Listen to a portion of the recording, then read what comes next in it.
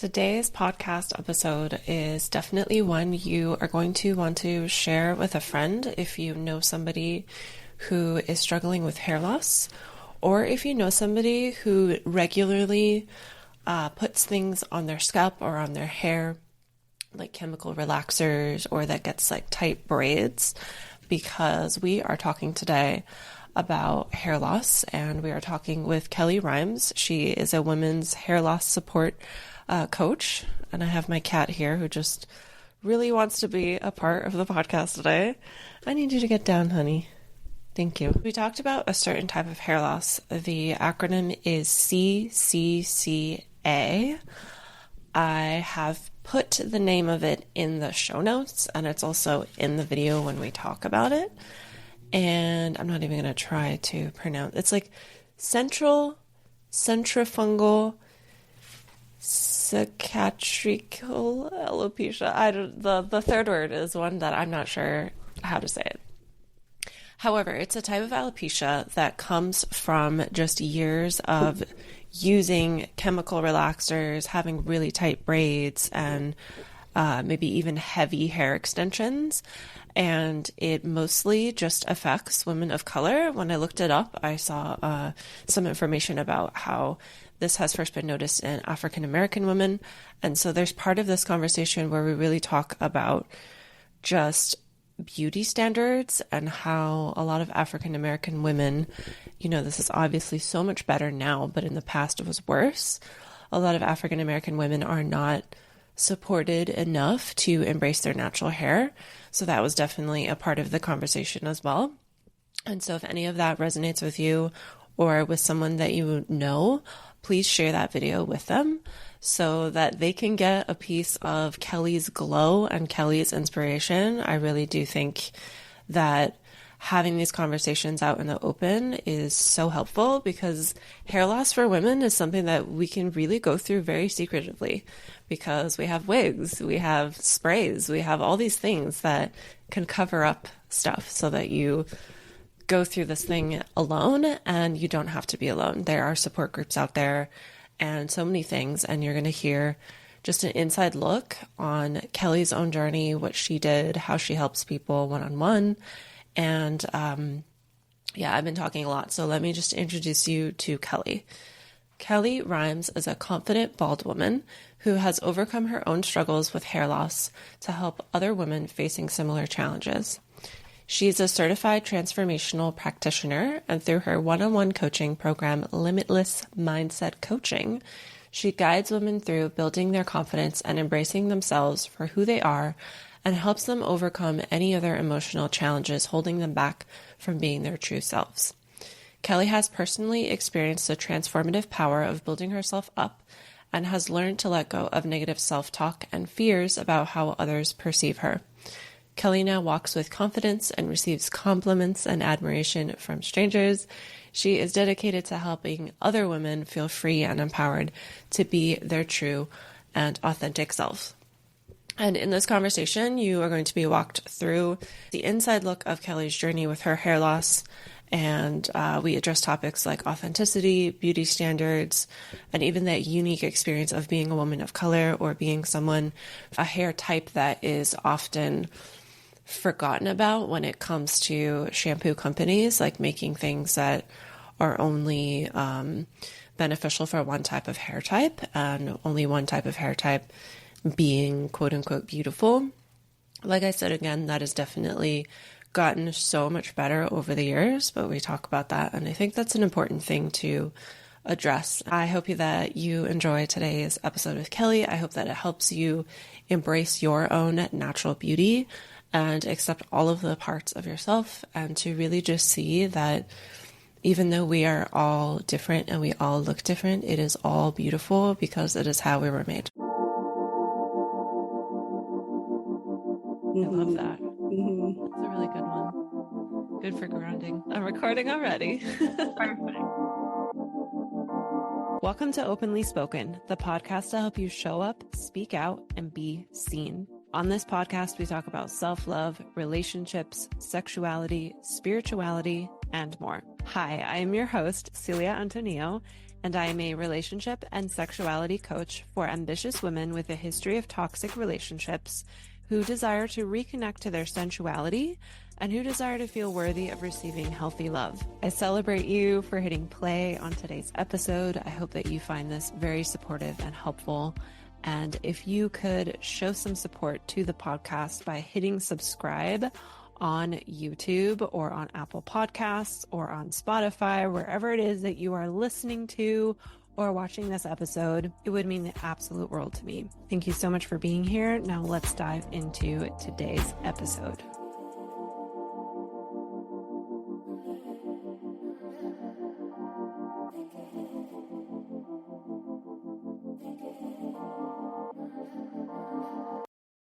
Thank you, Kellie, for being here. I'm so excited to connect with you today. And thank you for having me. Yeah. You have this like glow about you that I just love so much. Like as I was getting ready, because it's like 8:30 in the morning for me right now. As I was getting ready, I was just like really excited to connect with you again. Yes. And I feel like it's this glow that you have about you. I don't know how to explain it. Well, thank you. I'm glad I'm glowing. Like, I don't know what it is either. Maybe it's just the confidence, but hey, I'm taking it. I also, in preparation for today's call, was kind of just like Googling women who have shaved all their hair off or women who have chosen to just unapologetically and confidently be bald. Mm-hmm. And I feel like they all have this like glow about them. Have you noticed that? Yeah. It's a freedom. That's what it is. It's like relief. Because depending on their journey or what they experienced that caused them to shave their hair off, they went through something. And to shave your hair off is the liberation of it all. And to have that freedom of like, I'm finally done. I don't have to worry about it, whatever that may be. Yes. It's just a weight off your shoulders. Yes. So what was that journey like for you? I'd love to hear about it. Well, for me, realistically, it was a long journey. So I'll start at the beginning when I first started noticing my hair loss. Mm-hmm. I started noticing it in my late 20s, and I was getting my hair styled because I had locks. So my cousin was doing my hair and she noticed a small bald spot at the top of my head. So we were like, okay, well, let's just watch it and maybe, it'll grow back in. Maybe we're pulling too much. It's too much tension on my scalp. Well, that didn't happen. So my hair continued to shed, get thinner, and I would have different bald spots, even after I took my locks out. So I eventually went to a dermatologist to find out what was going on. And he told me I have alopecia. And the form of alopecia that I have is called scarring alopecia. That's the nickname. But the acronym is CCCA. It's this complicated name that I cannot pronounce. But that's the acronym for CCCA. And it comes from styling practices and harsh chemicals and different things that you use on your hair. So that is what caused my form of alopecia. Now, to take you through the whole journey, I'll give you just like a timeline. It really was a span of at least about 18, probably, no, not 18. I'm not going to give myself that much.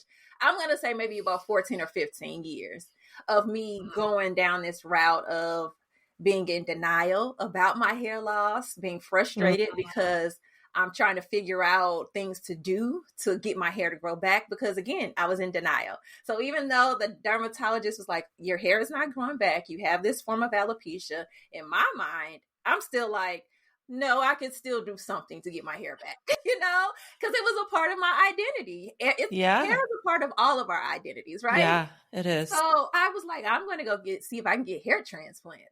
I could do something. I went down that route and I was told I am not a candidate for hair transplants because of the type of alopecia that I have. So whenever you have, that was a thing. Yeah, I didn't either. So when you have scarring alopecia, you cannot get hair transplants because basically what will happen is they'll transplant the hair and it'll fall right back out. So it'll be a waste of money. Yeah.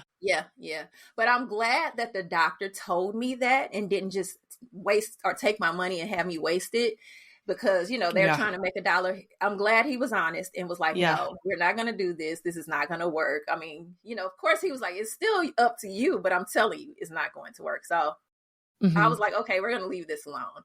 So at that point, that's when I had to just go ahead and start going down a different route of, okay, this is not coming back. My hair is not coming back. What am I, I'm not going to be able to do anything else about this.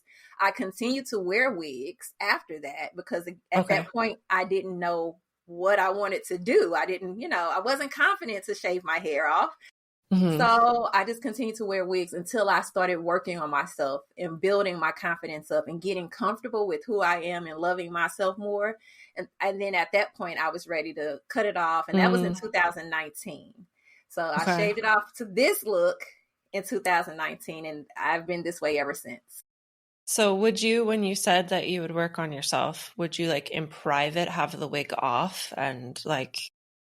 just like look in the mirror and like be with what comes up, or what did that look like?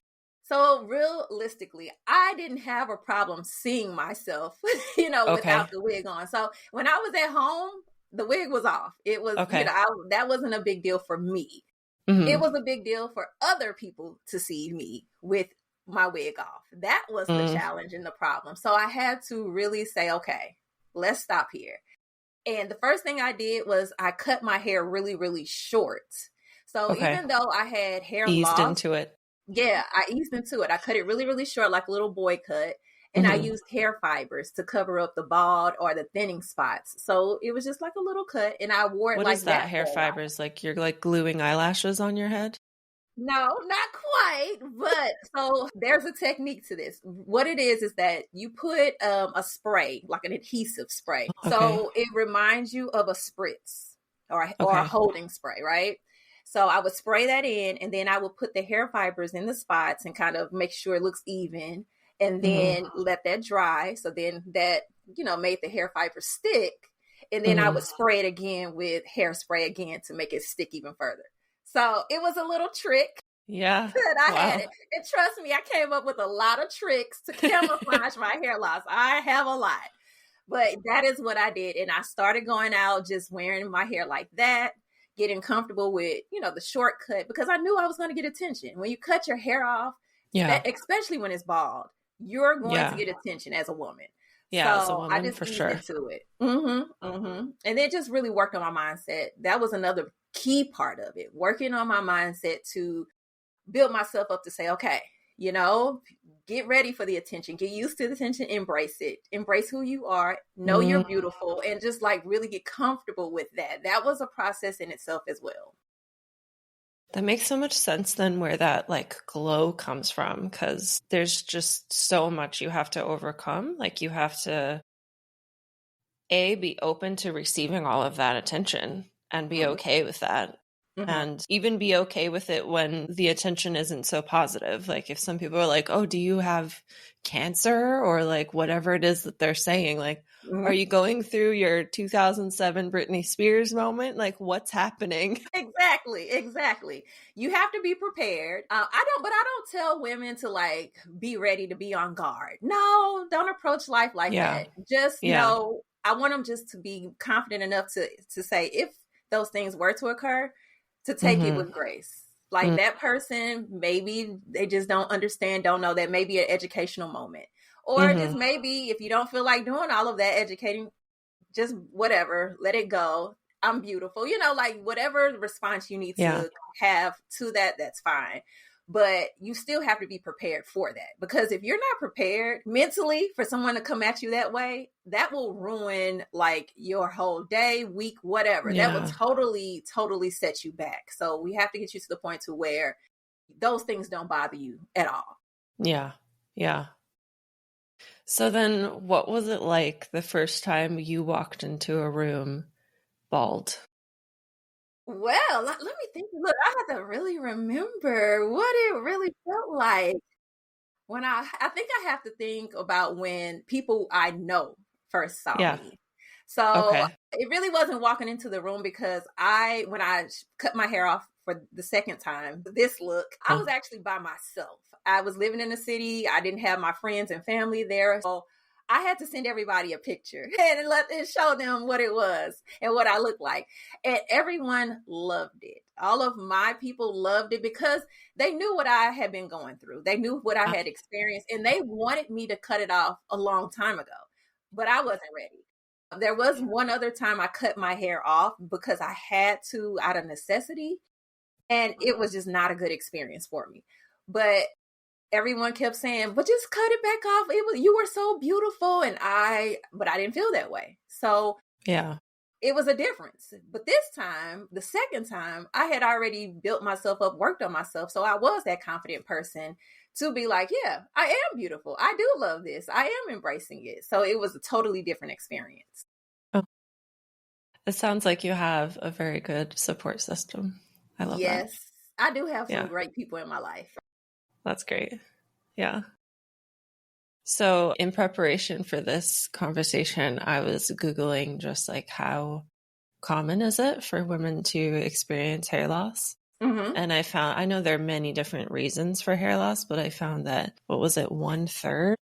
I found something that said like 1/3 of women experience alopecia at some point in their life, according to Harvard Health.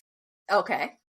And like, that's a lot. And I'm sure most of those women are experiencing hair loss in secret with wigs, weaves, hair fibers, and other forms. Yes. So if any of those women are listening right now, what would you say to them? Well, first of all, hair loss can come from a lot of different sources. Like you can be malnutrition and experience hair loss. Hormonal imbalances can cause your hair to come out. So just understand that you may not have this big thing happening within yourself or your body that's causing the hair loss. It could be something small. It could be something simple. So the first step is to find out what is happening with you or within your body that is causing the hair loss so that you can address that. That's the first step. And yes, most women are going to do this in silence, or they're not going to talk much about it because it's devastating. It's a shock when you start seeing your hair coming out or it's thinning really, really bad. That's like jolting to women, and I think men too. I mean, I'm only speaking from a woman's perspective, right? My husband's like, my hairline is starting to recede just a little. I'm like, it's like 1/4 of an inch, and he's like, yeah. We all feel it. Exactly. So just really finding out what's happening with you. Go and see if you can solve it. It could just be like you need to take some vitamins and minerals just to get you up and going again. So that would be the first step. Don't suffer in silence. Talk to people. Even if you don't want to talk to people you know, there are so many support groups out here. There are Facebook groups. There are support groups for foundations that specialize or focus on hair loss, any form of hair loss. It could be alopecia areata or scarring alopecia, or it could be hair loss from chemo treatments. Like there are all types of groups out there that are there to support you, provide you information, and uplift you and give you information. Because even in some of those Facebook groups, you can just ask a question and women will definitely hop in and be like, well, this is what I did, or this is what I used, and they will give you the feedback you need. So make sure you reach out for that support. Yeah, we live in such an abundant time when it comes to getting support. Especially in Facebook groups are like amazing. Even like Reddit boards. I don't know if you ever go on Reddit and ask a question there. Like you can find advice. Google. You've seen it on Google. Yeah, it ranks on Google. It definitely does. Yes. Yeah. Yeah. I love what you said too about like, don't suffer in silence. Because I think when the suffering in silence happens, stress and anxiety comes up, and then it probably makes the situation worse. Like for me, I have struggled with hair falling out in large amounts when I was in my mid-20s. And for me, it was because I was in this long-term relationship for 6 years, and like I was not happy towards the end, and I like knew I had to leave, but I just couldn't speak my truth, and I guess that created a ton of stress in my body. And so my hair was falling out. But then the stress about my hair falling out, I feel like caused this kind of like more loop. Stress. Yep, exactly. It's like the hair's falling out even more. Yeah. Yeah. And so when you first started seeing all of that hair come out, what was your first reaction? I'm going to be bald. See? And that's like, it goes to the extreme. Like you always go to the extreme. Like, oh my gosh, I'm panicking. Yeah. What is happening here? Yeah, that's the first thing. So we have to get that under control. Take a step back and breathe. Yeah. And that's when I say, hey, pause. Let's figure out what's happening. Yours was stress. right? So now you knew, okay, I got to get out of this situation. I have to reduce my stress levels. And once you did that, what happened? I don't remember, but like I don't struggle with hair loss now. So it there helped. definitely was a change, right? Yeah. Yeah. And then there's It may have also so taken some many. time. What'd you say? It may have taken some time, but Yeah. you know, you solved that problem, right? So here we go. Mm-hmm. And then when it gets to a certain point where it's better, it doesn't take up space in your mind anymore. Exactly. So then that helps. Yeah. Yeah. I was going to ask you something and it just like the question floated out of my brain. That happens to me all the time. Yeah, it happens to me all the time too. Don't worry. I'm like, bye, thought. See you later. You'll come back around. It'll come back. Yeah, you'll come back around. There are also so many habits that we do with our hair that like something that comes up for me at least is like pulling your hair back in a tight bun. Yeah. Or like even to speak to your unique experience of being like a woman of color. There's this like beauty standard that I see like my friends of color who it's like you have to manipulate your hair to look like a white person's hair, to be like straight and shiny. And like, there's not that, it's better now, but there's not that big of an embrace of the natural curl, the natural kinkiness of the hair. And yeah, can you speak to that experience? Yes, definitely. So realistically, that is what caused my hair loss, because remember I talked about earlier the chemicals, the harsh styling practices. Well, getting relaxers when I was younger and straightening my hair, that is definitely what caused the damage. I know that I'm not going to blame it all on that, but I know for certain a big part of it was because of that. Now, and I'm not the only woman of color who is experiencing this. This is a big thing. As far as that scarring alopecia, most of the time, and you can look it up, majority of the women who have scarring alopecia are women with color because of the products, right? Yeah. So now, and you start at a young age, no? Sometimes I've heard of like 8-year-old girls having relaxers. So now it's better. Trust me, it's way better than when I was younger. When I was younger, and I'm in my 40s. So when I was younger, straightening your hair was a rite of passage. That was the thing to do, whether you were getting it pressed and get it straightened out with a pressing comb. And that was how we started. And then you graduated to a relaxer. So it was. How old were you when you started straightening your hair? Man, I had to get the hot comb or the pressing comb. I was probably at least 4 or 5 years old. Whoa, that is so young. I didn't think it'd be that young. Yeah, definitely. Wow. Like that's the first thing we used to do when back then. You like Easter Sunday or going to church or any special occasion. Oh, you're getting your hair pressed out. Yeah. Yeah. So that young, and then I probably was in junior high school. So I probably was around 11 when I got a relaxer for the first time, something around there. That's still pretty young to get chemicals on your scalp. Yeah. Yeah. So, but again, yes, going back to the point of the beauty standard, that was the beauty standard back then. Now it has gotten better. I would say in the mid 2000s, that's when embracing our natural hair became more popular because there were more products created for our hair because we didn't know we couldn't use certain hair products, like certain shampoos that have the sulfates in them. And I don't think that's just African Americans or women of color. I think that's in general. You shouldn't be using shampoo with sulfates. But we didn't know it, right? That came later. So we were using these shampoos and all of these hair products that had these chemicals in it that we just did not know we weren't supposed to be using. Now that women have embraced more natural looks and it's more acceptable in society as far as women of color wearing their natural hair, it's much better. But I can tell you in the early 2000s, when I first took those locks out and tried to wear my hair natural, I didn't even know how to style my hair because it had always been straightened. I didn't know how to style my natural hair. I didn't know how to comb it. I didn't know anything about my natural hair. Wow. Now, that's how crazy it was. And I'm not the only one. Yeah. That is wild. Yeah, I had to definitely go to YouTube University and start looking up videos to figure out how to comb my hair without it breaking off, how to style it in its natural state so it looked nice and neat, because I was still going to work in corporate America. So I still had to present myself in a certain type of way and look professional, but I didn't know what to do. So it was definitely a challenge. I got the hang of it. And like I said earlier, when I could tell you I know some tricks and tips about covering up hair loss, I know it because I have done it for myself. Yeah. Wow. Yeah. But I'm glad that the beauty standards have changed. I'm glad more women are embracing their natural hair, because that's the thing to do. Realistically, it's healthier for yourself. And why can't you be who you are? Why do you have to alter yourself to fit into society? Why can't everybody just embrace everybody for who they are as they are? Yeah.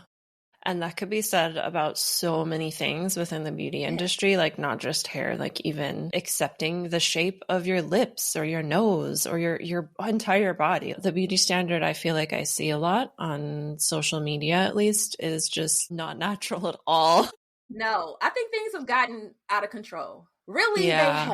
And I know, like, when I speak to my partner, my spouse, he's like, I would rather have a natural woman versus a woman who has all of these things that women are doing. I mean, from the eyelashes, like you said, to the nose, to the lips, to the butts, to the hair. It's like, oh my goodness, who are you? What do you really look like? Yeah. I don't have a problem with women enhancing their beauty. Please don't think that at all. I don't. But it's getting a little bit out of control. Yeah. And for me, I honestly kind of view that stuff as like, it's a huge time commitment. And I'm like, I don't want to spend my time doing that. Like, I'd rather be like eating a great meal or like going on vacation. Like, I don't want to be laying there for hours. Like, I've gotten my hair highlighted before, maybe like 3 times in my entire life. And I remember the first time I went, I was like so surprised that I had to be in the hair salon for 8 hours. I'm like, I've been here all day. What is this? Yeah. And that's getting your hair colored. So imagine when, like, you don't even have to worry about hair. You can just wake up and like, okay, let me just cut it real quick. I'm out. Yeah. Give me 1 minute. My hair is done. Yeah.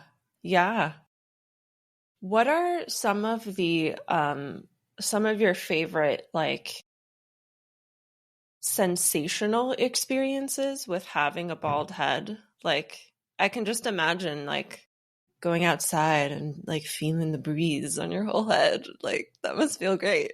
Yeah. Okay. So my favorite number one thing is the shower. Oh my goodness. Getting in the shower and letting that warm water run on your head, on your scalp. It's so relaxing. It's like a little massage every day.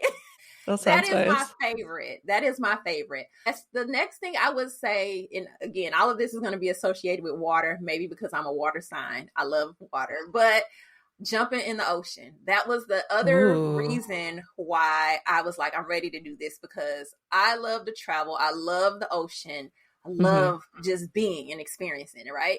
And I wanted to be able to jump in the ocean and swim and relax without worrying about my hair. Now, before I was wearing the wig, so I would have to make sure I did certain things to secure it, or make sure it didn't get submerged under the water. Like, I really couldn't enjoy the water like I wanted to. So that was another key thing. I'm like, nope, I just want to jump in the ocean with no hair and just be free and enjoy. And that's what I'm able to do. Yeah, that really speaks to how when we are trying to mold ourselves to fit what society says is beautiful, we're like holding back actually existing and actually living and actually enjoying life. Yes. So we're like, I can't fall off, rather than just like dancing around, swimming around, moving around without having to worry about anything falling off. Exactly. And not even thinking about it. Like, I'm just free. I am good. If I'm walking outside and it starts raining, I'm not worried about it. Yeah. So then did you feel a shift of, like, because that's a lot of energy that you're using for anxiety or stress. And when you let go of that, then you suddenly have that energy to bring into your life and your loved one. Did you experience anything like that? Well, yes. When I cut it off the second time, it was a release. It really was a release of everything you just said, a release of the anxiety, the stress, the worry, all of that. It just went away. Now, the only thing I can say in the beginning, I still had to get, like, even though I liked my look, I had to, I look at myself in the mirror and I was like, okay, I'm good. But I still had to get a little bit comfortable being in public by myself and just like moving around and seeing, the people looking at me. Now, again, like I said earlier, I had to prepare myself for people to look at me.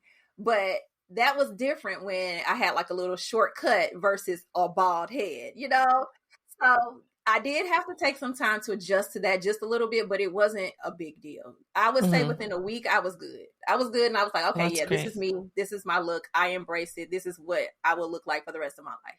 Yeah. Yeah. Yeah. So that's how I went with it. I just flowed from there. I'm curious if that like inner work journey, since you said you started straightening your hair from age 4 or 5, did that inner work journey include some sort of like inner child work?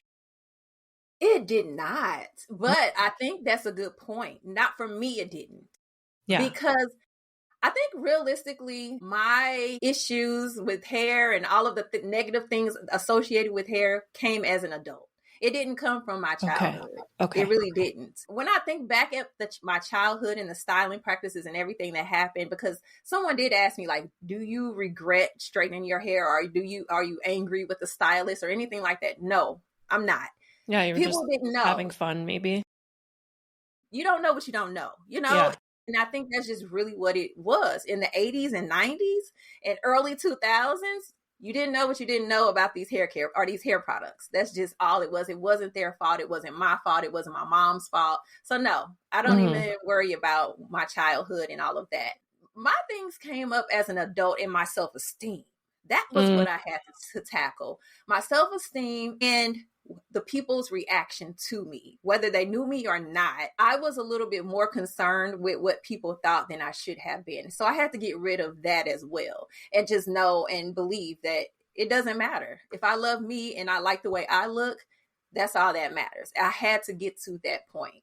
So my struggles came around the self-esteem and the judgment from others that I felt that I would receive. Okay. So then because I know that you help other women who are also going through hair loss. What similarities and differences do you see with like a majority of your clients in their journey versus yours? Well, the similarities would be those emotional kind of stages we go through. And I'm not saying everyone goes through all of these different stages, but definitely the denial. Everyone I've met and worked with, including myself, went through denial at first. And then it goes, a lot of people, not everyone, but a lot of people get frustrated and angry because you're trying to figure out how to solve this problem. You're going to go get natural hair products. You're going online, Googling, trying to see, well, what can I do to fix this? And nothing is working. You're spending a lot of money. Women, including myself, spent a lot of money either trying to figure out a solution from all of these things we find online that say that they're supposed to work, or spending your money covering up your hair loss. So that could be your wigs. That could be, everything that goes along with that wig to keep it in place. Adhesives, all the different things. It could be head wraps. It could be a lot of different things, right? So most women, those are the similarities. Now, differences come up with our experiences. So women come to me for different things. So one woman may say, hey, I'm concerned because I don't think my partner is going to be attracted to me anymore because of my hair loss. I don't know how to handle this. That's a different experience from someone like me who wasn't worried about that. I was single at the time. I just needed to build myself up and be confident and embrace myself authentically. So those would be the differences. Everyone comes with their own journey, their own experiences. And I have to work with people on a one-on-one individual basis. So that's why I don't do group programs, because I can't put everybody in a box. You can't. Hair loss is something very, very private. It's very intimate. It's very specific. Yeah, now, that makes sense. A group, like a support group, is one thing. But when I'm working with people, it's one-on-one, because your journey is your journey. Yeah. Yeah, that makes so much sense. Because like we all exist in our own bodies, and all our bodies are different. All our minds are different. We're all receiving different limiting beliefs from our environment that we grew up in. Yeah. Yes, definitely. Definitely. It's not cookie cutter. Yeah. Yeah. It's not. But I mean, I just want to support as many women as I can. Now, there are definitely women out there who already are at the point to where they're confident and they're good and they don't need any support. They may just want to be a part of a community, and that's fine. But there are also women out there who are still going through their journey of like experiencing this hair loss, not knowing what to do, the things they're trying not working. Those are the women that I tend to work with because they've gone through certain steps. They might have been dealing with hair loss for a while, and they're now finally coming to the point to where they're like, okay, look, I'm tired of this. I'm tired of the wigs. I'm hot. I'm tired of, the concerns about it coming off. I've even talked to women who are like school teachers, and they're scared that the kids are going to snatch their wigs off or something's going to happen. Man. And these are real things, right? Yeah. Oh, these are real life things. So just being able to let that go. And I'm here to help women let that go. Now, I'm not saying you have to rock a bald head. Not at all. Not saying that at all. If you choose to rock a bald head, fine. But if you choose to continue to wear your wigs or your hair wraps or whatever it is that you're doing, I'm here to support you to get you to the point to where you're comfortable enough to say, hey, this is what I'm doing today. And if I decide to go out tomorrow without any hair or anything on my head, I'm still confident enough to do that as well, But I want you to free yourself from the burden. Yes. And just have joy in your life, have peace in your life, and focus on what you're on this earth to do. And hair is not what we need to be worried about. I know it's a big thing. I know I'm not taking that away from anybody. But if you're losing your hair and you're at a point where it's not coming back and that, we got to take the next steps to move forward in life. I'm sorry. We have to. We can't let that keep hindering us. Yeah, because the more we're spending our energy on like what things look like versus what they actually are, then how things actually are won't be in alignment with like what we actually desire our life to be like. Exactly. And hair and all beauty things are such a huge thing for women. And I mean, the only reason why it's like that is because it makes for some really good marketing for us to be like, oh yeah, I'm not beautiful naturally. Like, okay, I'll buy your thing. Exactly. The beauty industry is $1 billion industry. It's not going anywhere. Yeah. But what we can do is shift our mindsets and be open to different looks and being open to being our natural selves. And again, if you want to wear makeup, wear your makeup. But can we just still look natural with our makeup? Can we still just enhance and not overdo and look at like a totally different person with our makeup? Yeah, or can we feel, good also when we decide to go out without makeup? Like, do I have to do my makeup every time I leave the house? Right. Is it a necessity? Is it something that you can't can you not step out the door without doing your hair or with your hair? Be who you are, be confident in that. And move forward. That's it. Like, we have so much to do in our lives that we can't, like I said before, we just can't let these little things stop us. Yeah. I think what helps with that too is like to just take a look around in like real life. Like the next time you go to the grocery store, take a look around, because I think, a lot of us, we have our eyeballs on screens and that's all like done up and maybe even airbrushed or filtered. And it's always very refreshing. Like I remember a couple of months ago, my husband and I were on a walk in this like very populated area in Los Angeles. And it was like this beach town that we grew up in. And I told him, you know what? I haven't seen anyone walking around that like has a ton of plastic surgery on their face. Like I haven't seen any of that. And we're in Los Angeles. Right. That's what I'm like, really? Yeah. Yeah. And he's like, yeah, you're right. That's not really a thing. Like in the area we were at, it wasn't really a thing. And like we grew up there and that was not a thing. And it was common to like go to the grocery store. If you're going early in the morning, you'll see a couple people in their pajamas because they're just like running, getting out milk real quick for breakfast. And where they're not so concerned. And that happens in Los Angeles. And meanwhile, in the media, like Los Angeles is not portrayed that way at all. No, that's why I'm like, really? Because that is not what I see. And I've been to Los Angeles several of times. Yeah. But again, as a tourist, I was never, like just there as a regular person in the community, seeing the different things. So yeah, of course my experience would be different. Yeah. Yeah. Yeah. But I mean, I think we're also in a shift. I think it's just in the world in general where we are really trying to be ourselves and tapping into what we like to do. So our genuineness, our genuine essence, I guess I should say, genuine essence. A lot of people are definitely tapping into that. And I think being just authentic, being natural, being who you are, it comes along with that. Yes. I know that mindset is a big part of what you do. So with this genuine essence piece, and also the piece about, I forget your exact words earlier, but you were talking about going through the mindset shifts to be able to confidently step away from this, I'm tired of the wigs and tired of all these things. Yes. What are your favorite mindset, I guess, like affirmations or words of wisdom that you like to come back to? Well, I'm going to say words of wisdom because with affirmations, that's going to be, to me, it's individual. Yeah, as far as what that person needs. So words of wisdom would be the first thing. We can't worry about what people think.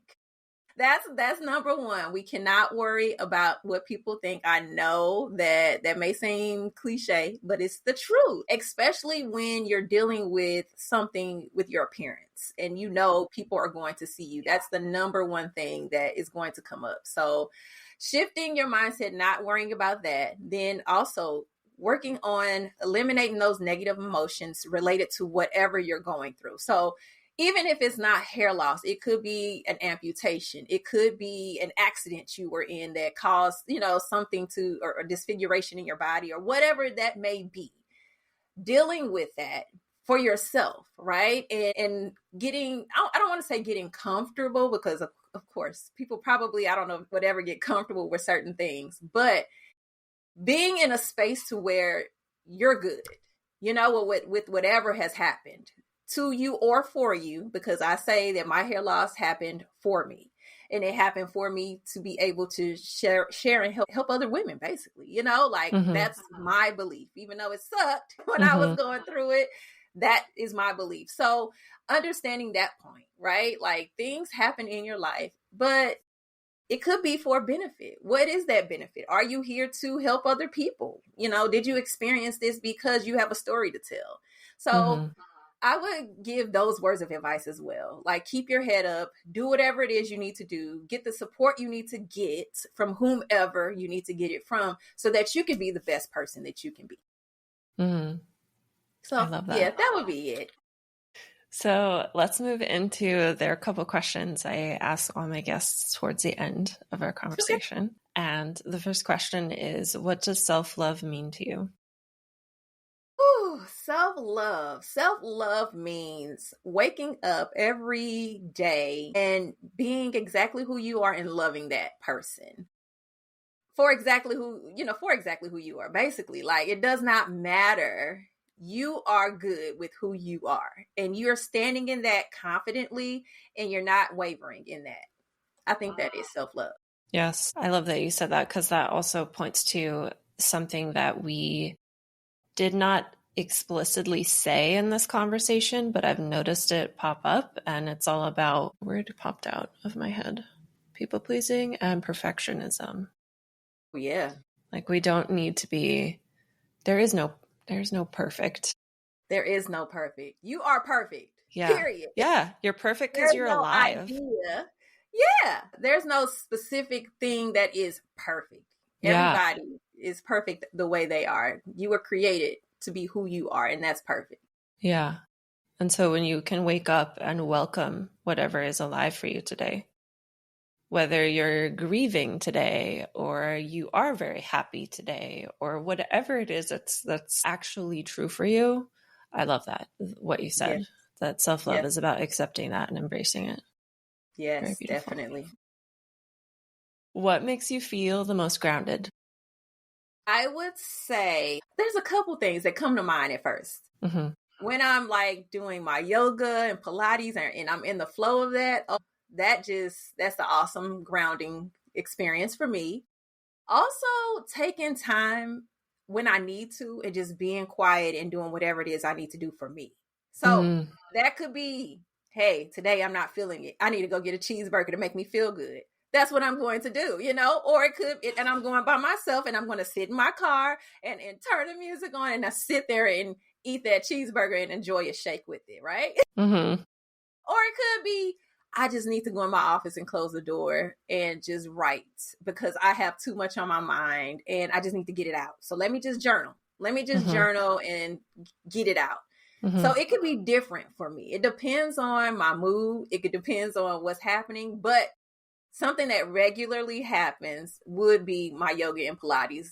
That is something where I'm like, okay, that gets me going. That gets me grounded and ready for the day. Is writing a book something you want to do or have done?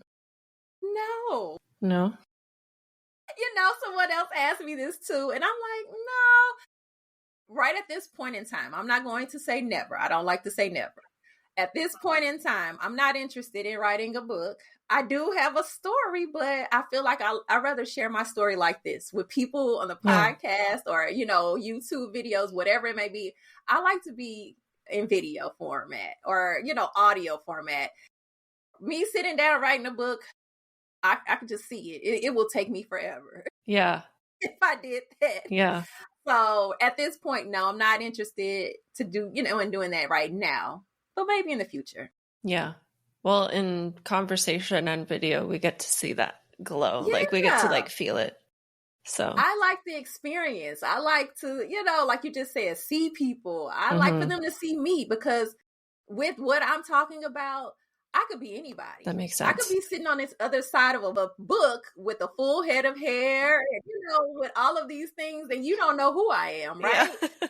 And totally fooling people to sell books. But when you see me, I'm a walking billboard for what I talk about.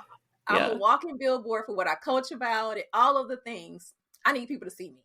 Mm-hmm. That makes total sense. Yeah. Okay, I have one more question, and then I'll ask about where people can connect with you and find your work. And I like to do a dramatic pause before this question. Dramatic pause. What is your favorite part about being a woman? Ooh. Favorite part about being a woman. I feel like I've grown into an amazing woman. And I'm just thinking about where I was at one point. And I'm like, the best part of being a woman at this point in my life, at this good old age of 44, is saying exactly what's on my mind and not being apologetic about it. Mm-hmm. Not to say I'm being mean or anything like that, but really being, let me put it this way. Having my voice. That's the best way for me to put it. I never used my voice the way I've used it now. I was always quiet. I wanted to be behind the scenes.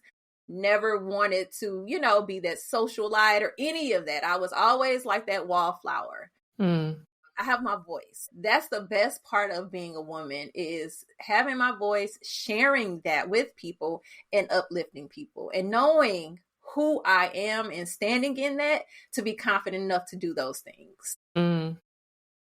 I can so relate to that. Yeah. I used to be like a mouse. I was so shy. That was me too. Even especially when I was younger. Oh my gosh. Yeah. But nope, not anymore. Not to say I'm not still reserved or quiet. I am still an introvert, but I'm definitely more open, definitely more like, here I am. I am. I'm showing up. Yeah. I feel like I'm an introvert who loves people. So sometimes I get confused of am I an extroverted introvert? Is that a thing? You could.